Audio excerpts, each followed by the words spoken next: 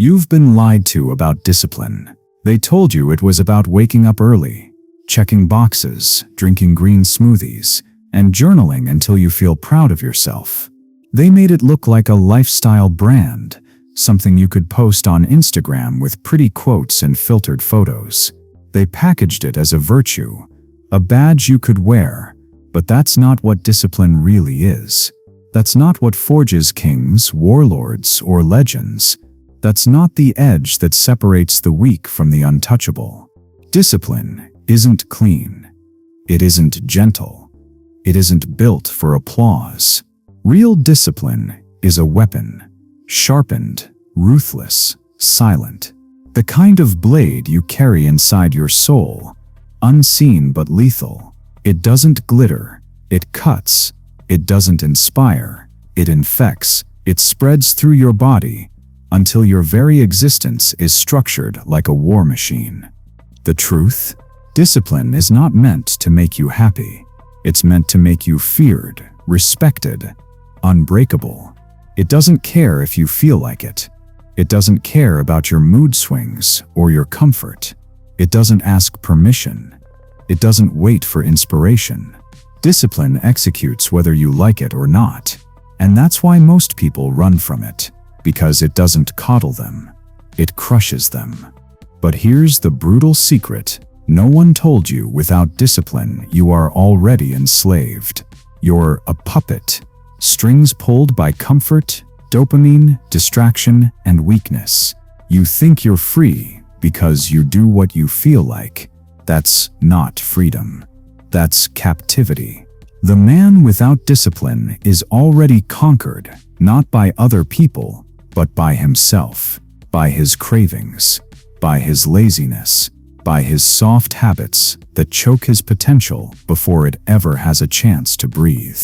Look around you.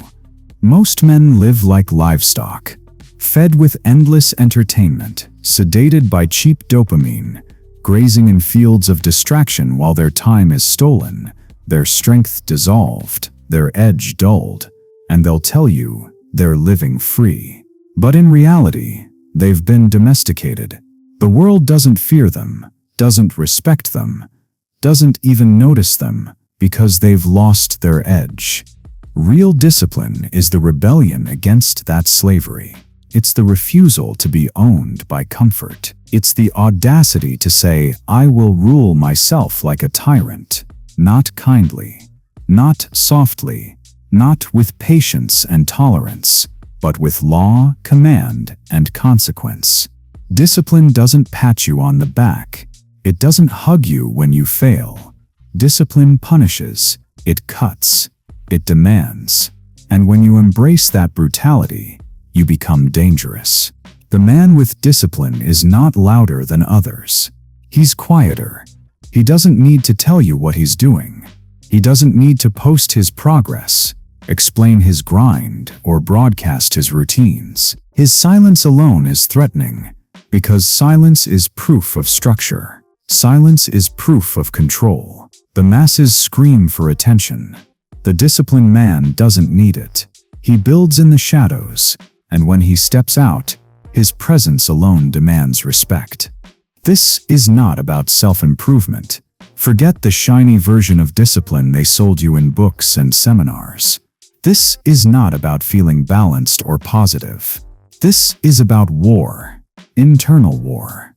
Because inside you right now lives a weaker version of yourself, a coward, a traitor, a comfort-worshipping shadow that sabotages your every move. And until you kill him, you will never rise. That's where discipline begins, not with a morning routine, not with an app or a productivity hack, but with blood. The blood of your weaker self spilled in silence, without applause, without witnesses. Discipline begins the moment you drag that weaker voice into the mental courtyard and silence it forever. That is the first execution, the funeral of the old you. This isn't motivation. If you're here for motivation, leave. This isn't a pep talk. This is a transmission for the few who are ready to burn, ready to destroy the softness in themselves before it destroys them, ready to weaponize their time, their emotions, their silence, ready to rule themselves like tyrants. So here's the truth, raw and unfiltered. Discipline won't make you comfortable. It won't make you popular. It won't make you happy. It will make you remembered. It will make you feared. It will make you sovereign. And by the time this message is over, if you're still here, if you haven't clicked away for comfort, then you will never look at discipline the same way again. This is your initiation, your warning, your line in the sand. From this point on, you either kill the weaker version of yourself, or he kills you. No middle ground, no compromise. Now say it. Let it settle into your bones. I will rule myself like a tyrant. Because once you cross this line, there's no going back. The war doesn't begin with others. It doesn't begin with society, with your enemies, with the system. It begins with you, and not the part of you that's listening right now, the strong part, the disciplined part. No, it begins with the traitor inside your own skull, the one that whispers when you're tired, skip today, you'll do it tomorrow. The one that reaches for the phone instead of the book, the one that craves validation instead of results. That voice is not harmless. It is hostile. You think he's just lazy. You think he's just a distraction. He isn't. He's an assassin. Every time you listen to him, he drags you back into mediocrity. He doesn't shout. He whispers. He doesn't fight you head on. He sabotages from the shadows. He convinces you to scroll for 5 more minutes. He tells you one skipped rep doesn't matter. He persuades you that comfort is deserved, that discipline can wait. That voice is not your ally. That voice is your enemy. And here's the hard truth. As long as he lives, you will never ascend. You cannot carry him with you into the life you want. You can't negotiate with him. You can't reason with him. You can't compromise. You must kill him. The first execution is internal. Discipline begins in blood, the blood of your weaker self. Picture it. You dragging that soft, impulsive, excuse-making coward into the mental courtyard. He begs, he bargains, he promises he'll change. But you know the truth. He never will. You strip him of his excuses, you silence his voice, and you end him. Clean, silent, merciless. No words, no ceremony, just execution. That is where true discipline begins, not with planners or vision boards, with a funeral.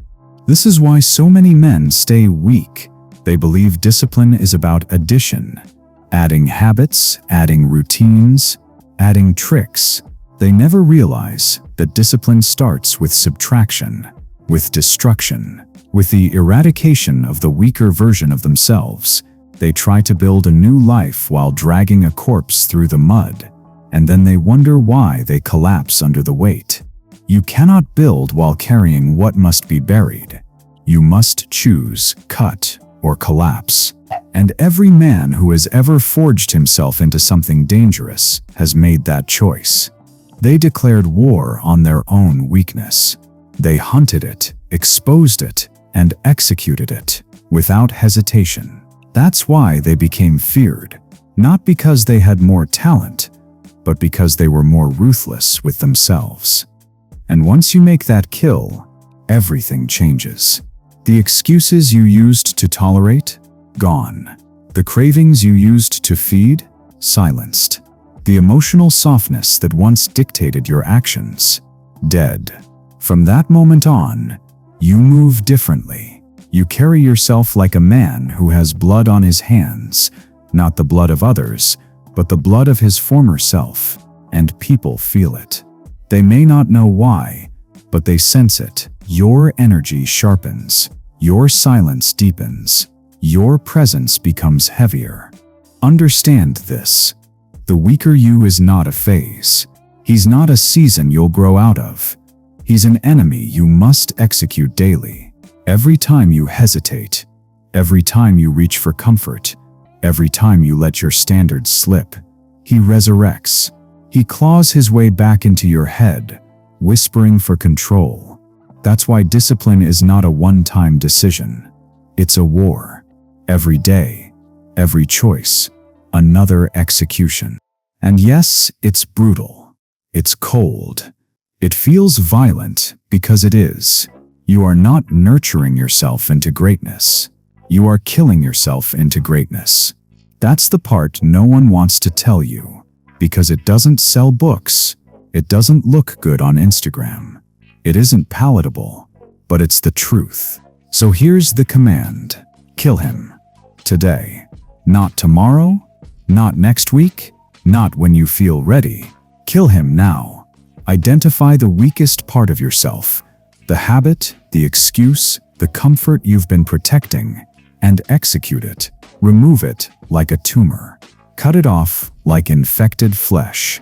Burn it like a bridge behind you. Don't overthink. Don't justify. Don't explain. Just kill. Because discipline doesn't begin when you add something new. It begins when you destroy what holds you back. And once you've tasted that kill, once you've silenced that weaker voice, you'll understand what most men never will.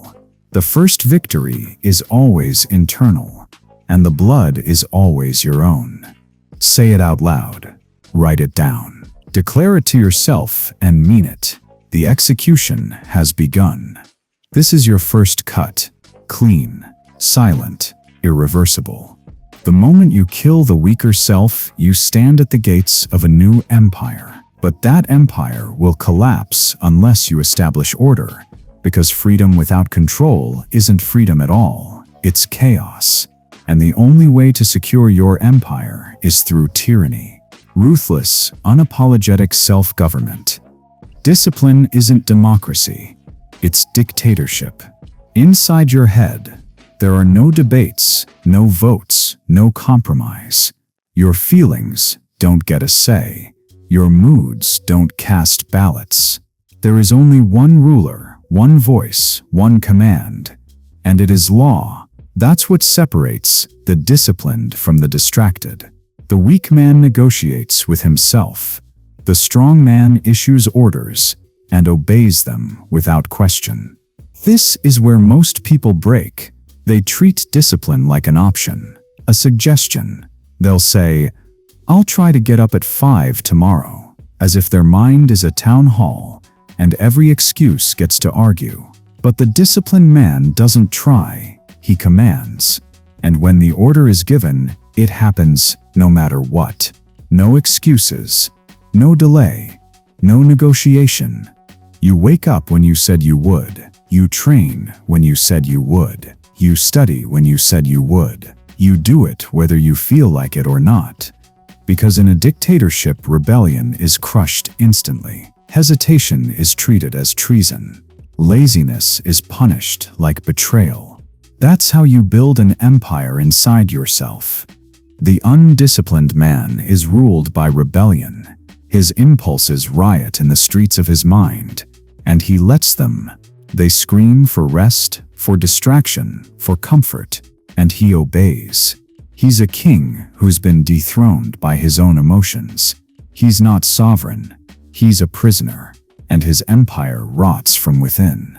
But you enforce law with brutality. You govern like a tyrant, not because you're cruel, but because anything less invites chaos. You know what happens when weakness is given a voice. It grows louder, and before long, it controls the whole system. That's why you don't tolerate it. You silence it before it spreads. You crush hesitation before it takes root. You execute excuses the moment they appear. And here's the paradox: most people never understand this ruthless self-government doesn't imprison you. It frees you. Because once you've stripped away debate, hesitation, and compromise, you become unstoppable. Every order becomes action. Every command becomes reality. You eliminate wasted time, wasted thought, wasted energy. While others drown in internal arguments, you move like a machine, cold, efficient, unflinching. That's why the disciplined man moves differently. He doesn't waste time explaining himself. He doesn't waste energy asking for permission. His orders are already given. His actions already decided. You can see it in his eyes. Calm, cold, unreadable. Because he isn't battling with himself. The war inside has been won. He rules, and when you begin to govern yourself this way, people notice. They may not understand it, but they feel it. Your presence becomes heavy. Your silence becomes intimidating. Your stillness becomes unsettling. Why? Because most men are slaves to their emotions, and when they meet a man who isn't, they're confronted with their own lack of control. But don't mistake this for arrogance. A true tyrant of the self doesn't boast about his power. He doesn't need to. His control radiates from every move, every choice, every routine. He doesn't need applause because his law is internal. His court is silent. His empire exists within. Understand this clearly: hesitation is rebellion. When your body says rest, your mind says move. When your mind says quit, your will says shut up. That is how you govern yourself. No negotiation, no compromise, no rebellion tolerated. And yes, it will feel harsh at first. Your weaker self will scream like a mob at the gates, demanding to be heard. But over time, that mob grows silent, because they realize there is no court of appeal. There is only law, and the law is discipline. This is what real sovereignty looks like. Not freedom to do whatever you feel, but freedom from being ruled by weakness. Not democracy inside your mind, but empire, controlled, commanded, conquered. So declare it now. My inner world is no longer a democracy. It is an empire under command. And once that law is established, once the rebellion has been silenced, you're ready to face the next enemy. An enemy more cunning than weakness, more destructive than hesitation. The enemy of every man who wants power: time. You can rule yourself with iron discipline, but if you don't rule your time, you're already conquered, because time is the most ruthless enemy you'll ever face. It doesn't pause. It doesn't negotiate. It doesn't care about your excuses or your potential. Time marches forward, with or without you, and the undisciplined man spends his life watching his empire crumble one wasted hour at a time. The weak man thinks time is his friend. He treats it casually, like there will always be more of it. He fills it with distractions, lets others invade it, gives it away like spare change. He scrolls, he waits, he delays, he says, tomorrow. But tomorrow is a lie. Time doesn't keep promises. It doesn't refund what you've wasted. Once it's gone forever. The disciplined man knows this. That's why he doesn't manage time. He militarizes it. He doesn't treat his calendar like a to-do list. He treats it like a battlefield. Every hour is territory. Every block of time is sovereign land, and his duty is to defend it like a warlord. You want to know why most men never rise? Because they leave their time unguarded. They let anyone ambush them with calls, distractions, mindless conversations. They leave their day full of open gaps, vulnerable to invasion. They treat time as if it belongs to everyone else. And so they live conquered, not by other men, but by their own failure to defend their hours. But you build a fortress. No open gaps, no weak spots, no wandering into the day without orders. Your time bends to your command. You decide what happens and when. And once the command is issued, it is law. Training happens at this time. Work happens at this time. Study happens at this time. Recovery happens at this time. There is no debate. The schedule is sovereign. The calendar is a weapon. And here's the shift: when you militarize your time, Even your rest becomes warfare. You don't scroll mindlessly to unwind. You recover with precision. You eat with purpose. You sleep like a soldier preparing for siege. Every block of your day serves the empire. Every action reinforces the structure. Weak men waste time. Strong men weaponize it. Think about this. The men you respect aren't necessarily smarter than you. They aren't braver. They aren't more talented. They're stricter with their hours. They treat their day as sacred territory. They don't allow intruders. They don't waste their minutes. They don't drop their time like coins on the floor. They protect it with ruthless consistency. And that's why they advance while others collapse. If you want to measure a man's discipline, don't look at his body, his money, or his achievements. Look at his calendar. Look at how he spends the invisible currency of his life. The undisciplined man will have hours unaccounted for, lost to distractions, stolen by softness, wasted in comfort. The disciplined man can account for every minute, not because he's obsessed with productivity, but because he knows time is war. Your schedule is your blade. Every hour wasted is a dull edge.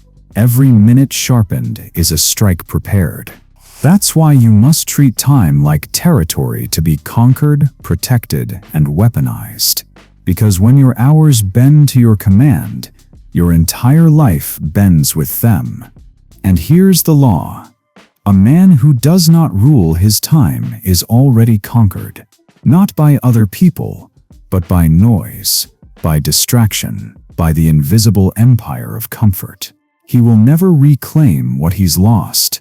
He will never rebuild the hours stolen. His life will dissolve into nothing but missed opportunities and wasted potential. But not you. From this moment forward, your time kneels. Your calendar becomes your empire. Your day becomes your battlefield. And every decision you make either strengthens the fortress or weakens it. Every yes is a defense. Every no is a strike. Every moment becomes sovereign land that belongs only to you. Say it now. My time fears me.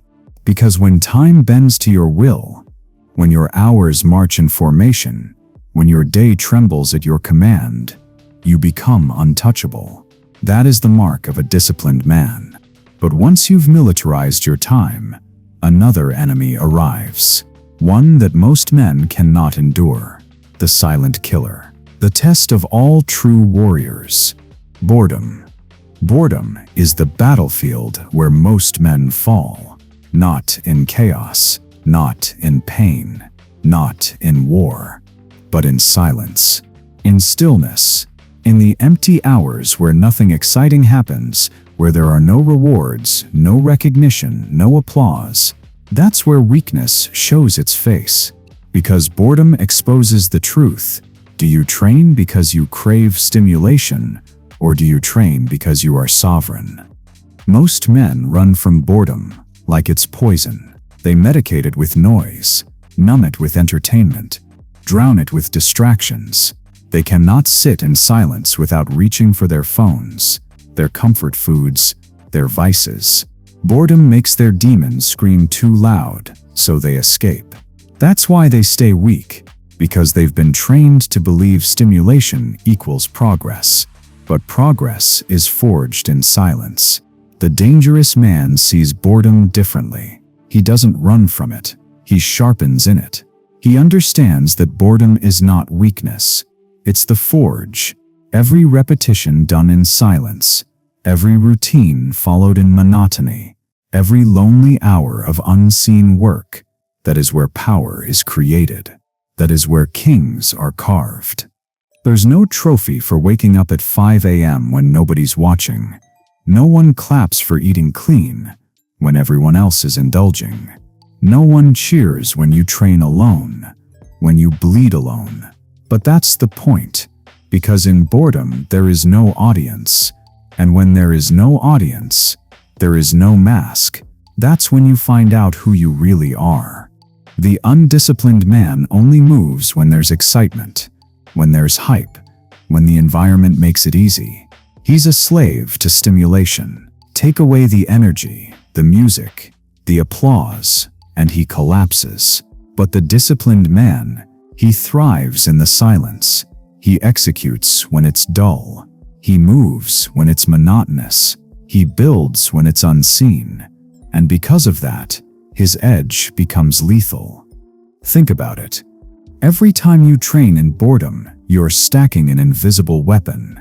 Every push-up done in silence, every page read without applause, every hour of grinding when nobody cares, that's a dagger you're forging for the future. The weak don't see it. They mock your restraint. They laugh at your consistency. They can't comprehend your silence. But when the time comes to strike, when the moment demands strength, they'll fold, and you'll be unshaken, because you've been training in silence the whole time. This is why boredom is not an enemy. It's a weapon. The world told you to avoid it, to escape it, to medicate it. That was the trap. They want you addicted to stimulation so you never build the strength that only boredom can give. But when you learn to embrace it, to marinate in it, to use it, you become untouchable. Because while everyone else breaks in silence, you're sharpening. The truth is this: if you cannot endure boredom, you cannot endure greatness. Every empire was built in dull repetition. Every warrior was forged in monotonous training.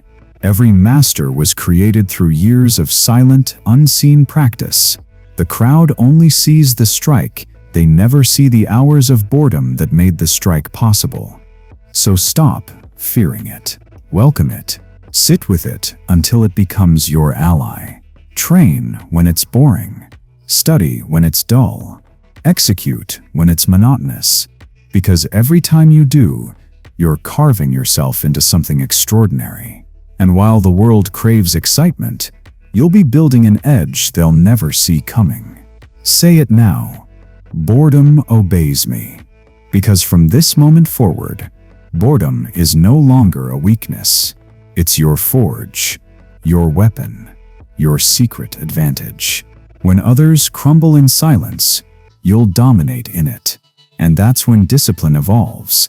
That's when it stops being a virtue and becomes something far more terrifying. A blade. They told you discipline was noble, that it was about being a good person, a model citizen, someone admired for their neat routines and polite consistency.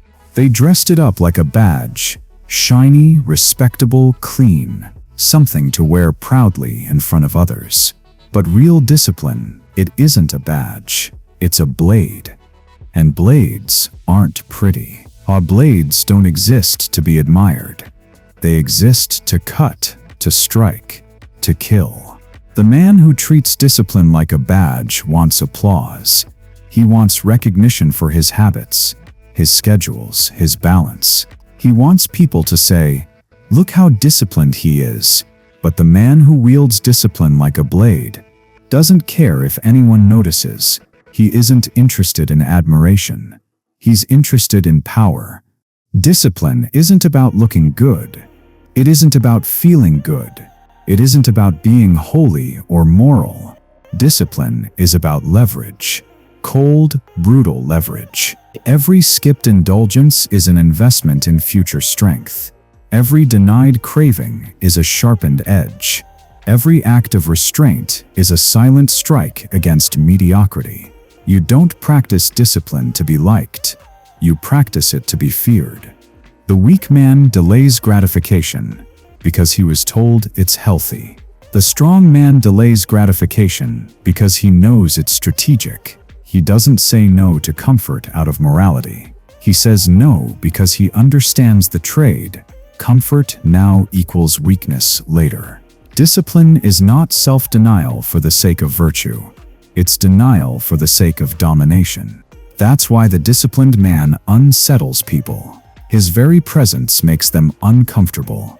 When they see your restraint, your structure, your sharp silence, they feel exposed. They see everything they could be but aren't. They call you obsessed. They call you extreme. They call you too serious. Let them. Those words are compliments in disguise. They mean your edge is showing. But here's the catch: discipline, like a blade, dulls if it isn't used. You can't just carry it. You have to wield it. Every day. Consistency is the grindstone. Every rep, every choice, every act of restraint, each one sharpens the blade. And the moment you stop sharpening, the moment you start seeking comfort again, the edge dulls, you become ordinary. You lose the weapon. This is why discipline is not glamorous. It's ugly. It's violent. It's relentless. It doesn't care about your feelings. It doesn't reward you with applause. It demands sacrifice in silence. You bleed for it. You suffer for it. And in return, it makes you lethal. The men you admire, the ones you think have talent, what they really have is a blade, forged through years of quiet consistency, sharpened through relentless structure, tempered in the fire of boredom. They aren't gods. They aren't superhuman. They're just men who turned discipline into a weapon, and they wield it without hesitation. Ask yourself this: do you wear your discipline like a badge, or do you wield it like a blade? Do you chase routines for applause, or do you sharpen yourself for war? Because the difference is everything. The badge wearer looks good until pressure comes. Then he crumbles. The blade wielder, he cuts through resistance like it's nothing. That's the evolution boredom gives you. When you train in silence, when you embrace monotony, you stop practicing discipline for appearances. You start wielding it. You stop needing people to approve. You no longer ask for recognition because the results will speak for themselves, and they'll speak like thunder. Understand this clearly. Discipline is not self-care. It is self-weaponization. Every cold shower, every skipped meal, every denied comfort. These are not rituals of peace. They are preparations for chaos. While the world binges comfort, you're banking silence. While the masses feast on distractions, you're forging steel. And when the storm comes, when the world collapses, you're the last one standing, calm, sharp, unbroken. That's the true nature of discipline. Not virtue, not morality, not admiration. Power. Silent, sharp, terrifying power. The kind that doesn't need to announce itself. The kind that doesn't need a stage. The kind that doesn't need a badge because the blade speaks for itself. Say it now. I no longer practice discipline. I wield it. Because from this point forward, your routines are not decorations. They're weapons. Your structure isn't for applause. It's for war. And the man who wields discipline as a blade is the man the world fears most. But even the sharpest blade dulls when surrounded by weakness, and that means the next execution isn't inside you. It's around you. You can sharpen yourself into a blade, but if you surround yourself with weakness, your edge will rust.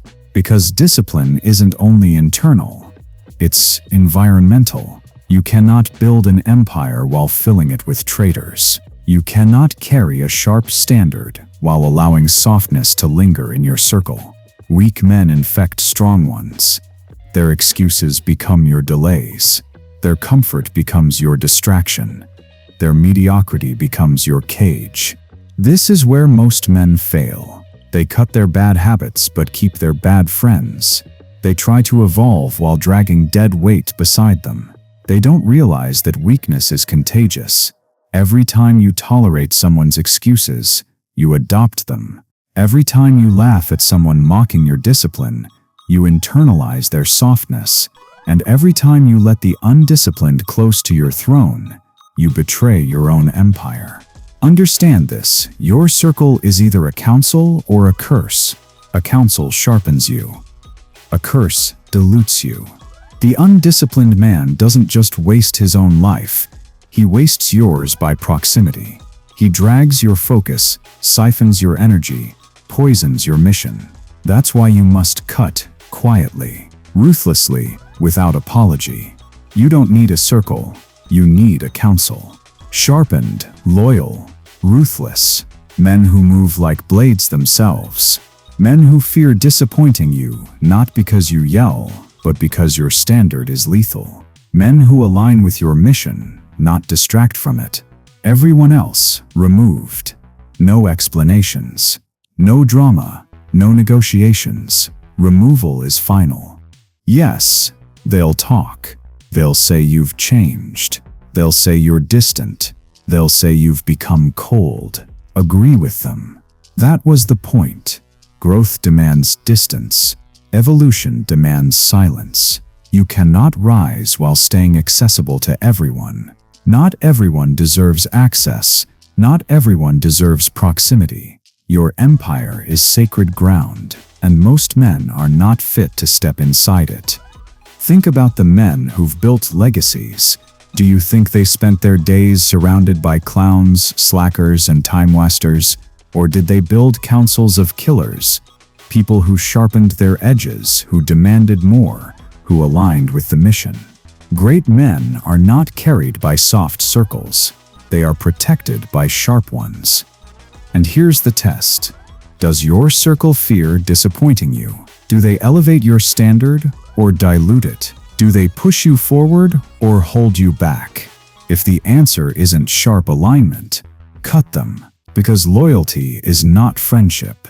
Loyalty is alignment, and anyone not aligned with your mission is already an enemy, whether they admit it or not.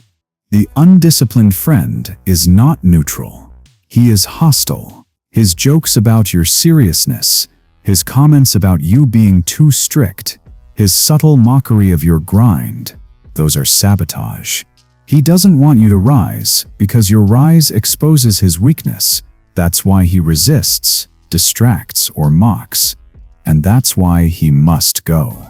This cut won't feel good. It won't be easy because you'll cut people you've known for years. But the truth is simple. If they cannot survive in the empire you're building, they cannot sit in your court.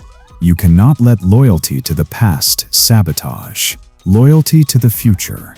So strip it down. Identify every person who dilutes your focus, drains your energy, disrespects your standard. Then remove them, quietly, without spectacle. Like a king silencing a traitor in his court. No warnings, no explanations, just removal. That's how you protect your empire.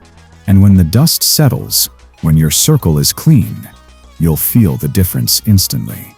Your focus sharpens. Your energy multiplies. Your edge returns.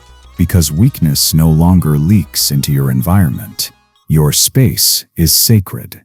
Your time is royal. Your energy is non-refundable.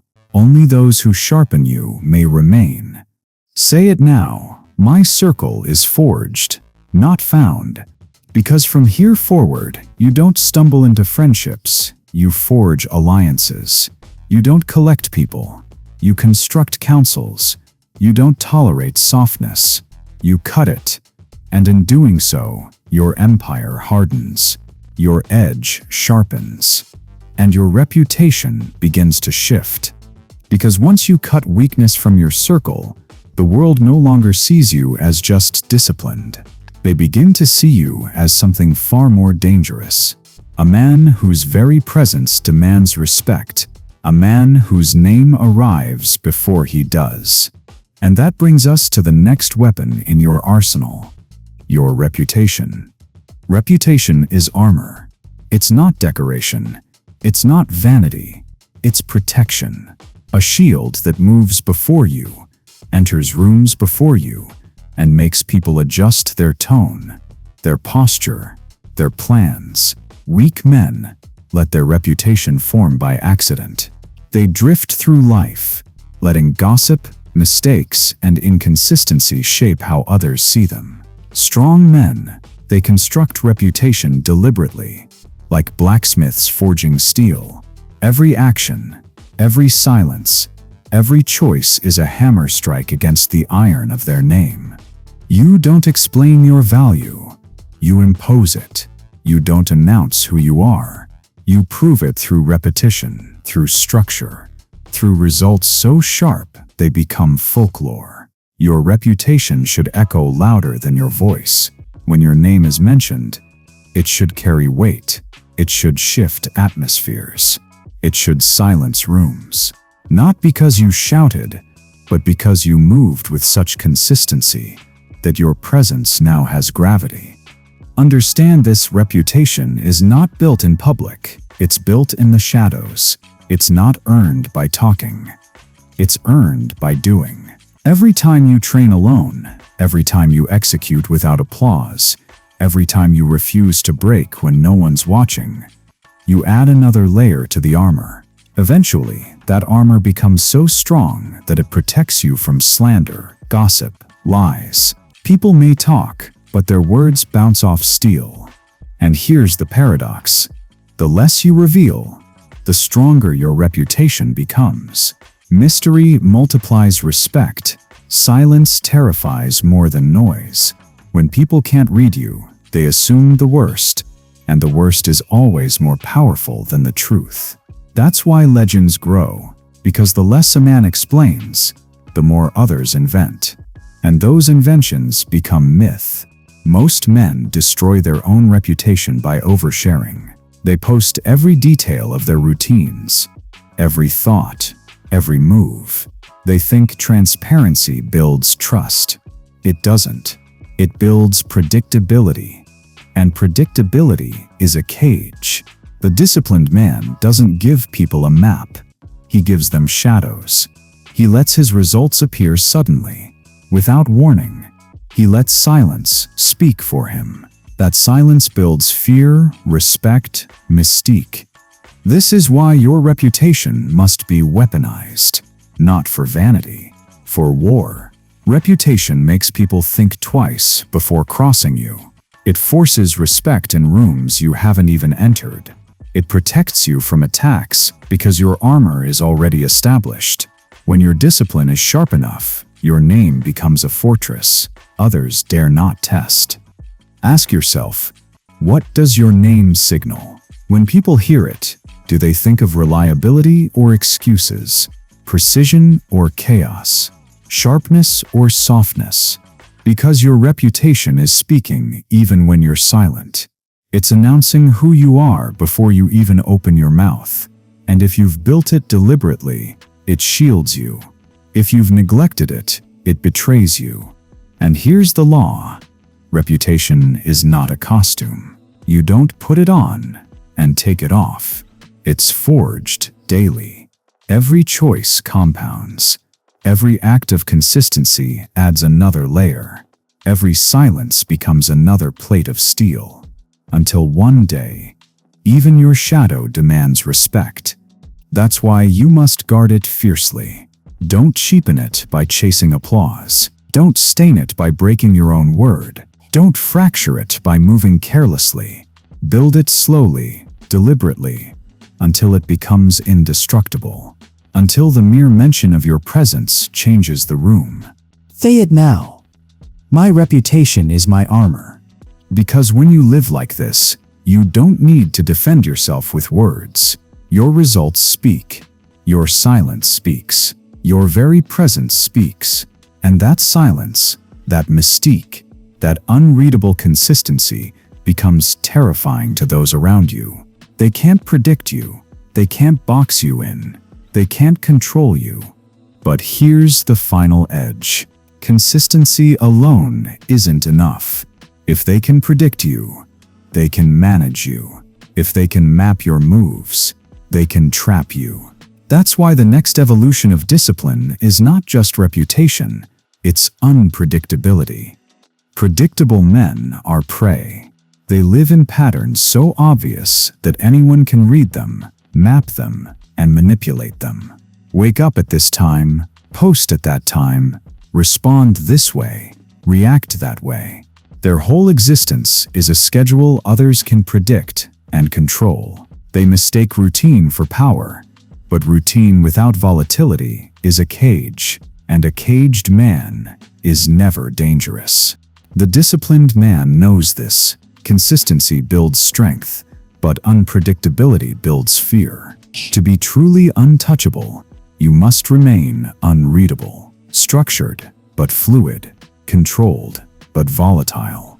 You move like liquid steel, shaped by nothing, contained by no one. Today, calm. Tomorrow, storm. Today, invisible. Tomorrow, thunder. You bend for nothing, but you can shift into anything. That is how you stay lethal in every environment. Most men will tell you, be consistent, be predictable. That's how you earn trust. And they're right. If you want to be safe, if you want to be ordinary, if you want to be managed like a pet, trusted like furniture, categorized and caged. But if you want to be feared, if you want to be legendary, you must break your own patterns. You must become unpredictable by design.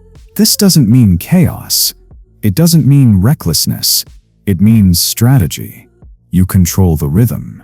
You decide when to zig, when to zag, when to vanish, when to strike.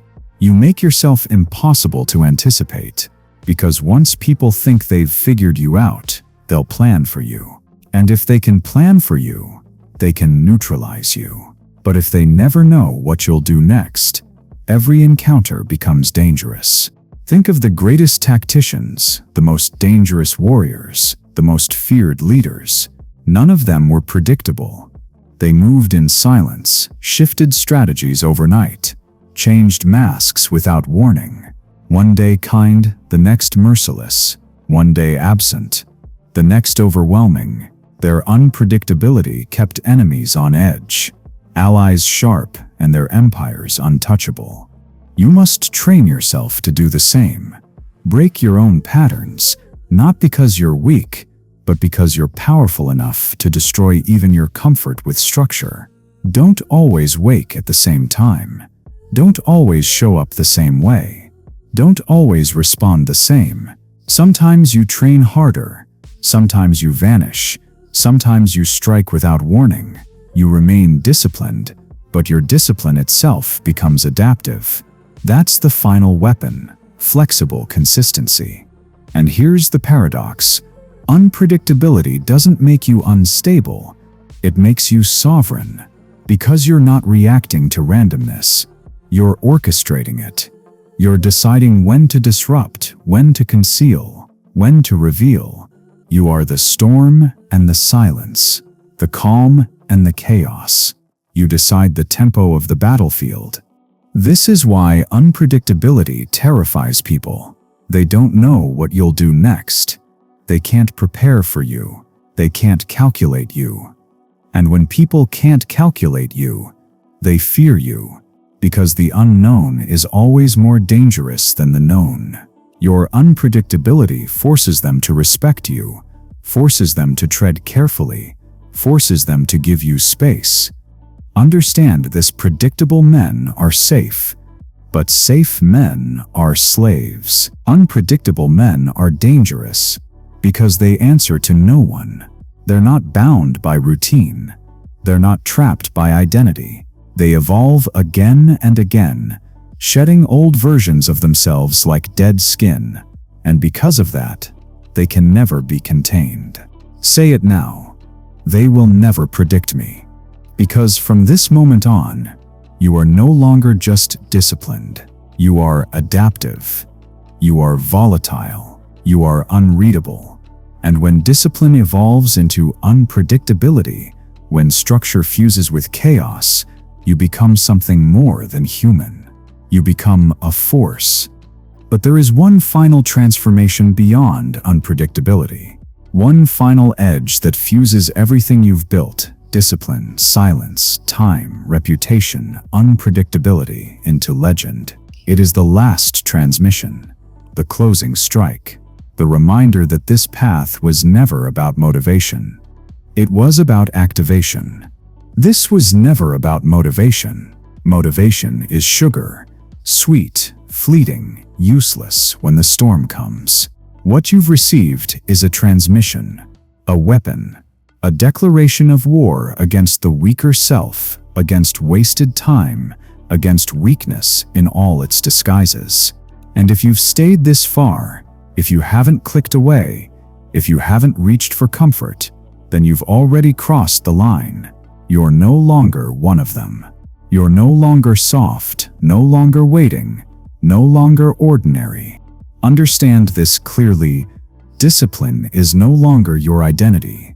It is your weapon. You don't practice it for applause. You don't follow it for balance. You wield it for war.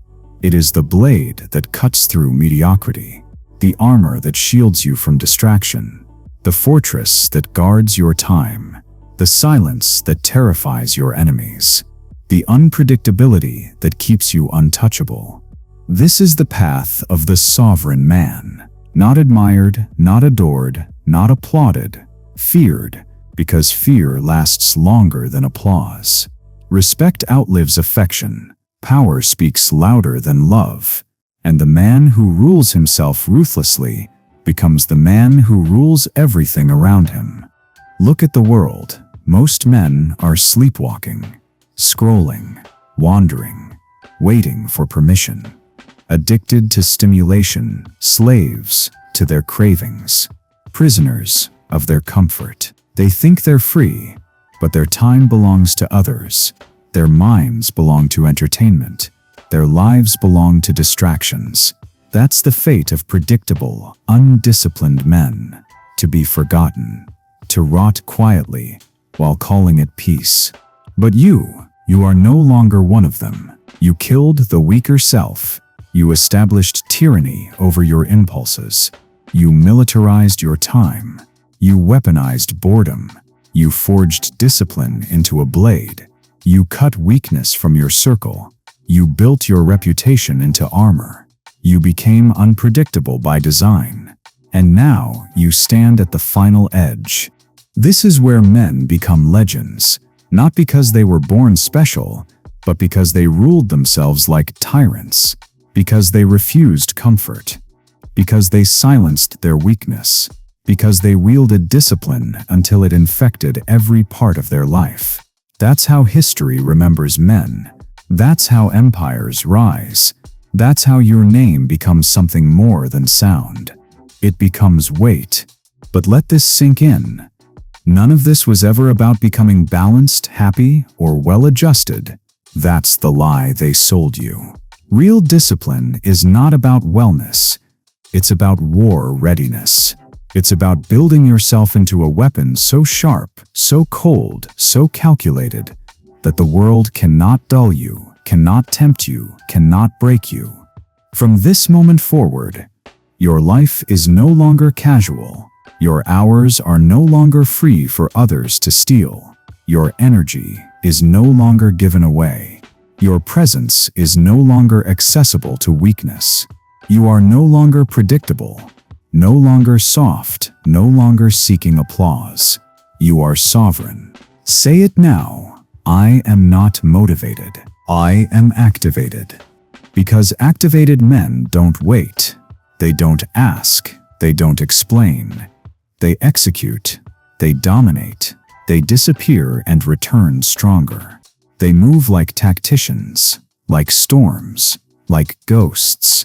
They don't live for approval. They live for takeover. And here's the final command. Burn the old script.